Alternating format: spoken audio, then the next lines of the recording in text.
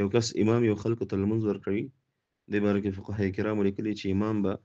د خلکو د اقتدا نیت کوي چې دغه خلک ما پسې لمونځ کوي، دغه د اقتدا نیت به کوي،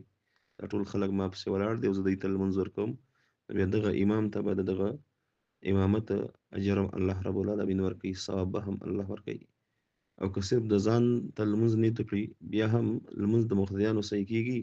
خو علما وایي هغه ثواب د جماعت هغه دته نه حاصلېږي. پکار دا ده چې داسې نیت وکړي چې زه د خلکو ته لمونځ ورکوم او د خلکو ما پسې اقتدا کړي، په نیت کې دا راوړي. ولو که نیت په ژبه باندې ویل مستحب دی، لازم نه دی، په زړه کې چې دا راوړي چې زه د خلکو ته لمونځ ورکوم او د خلکو ما پسې اقتدا کړي، نو دغه کس امامت هم صحیح کېږي او ثواب به هم ورته حاصل شي. او که د منفرد نیت وکړي، یعنې ځان ته لمونځ کوونکی، نو لمونځ خو به صحیح شي،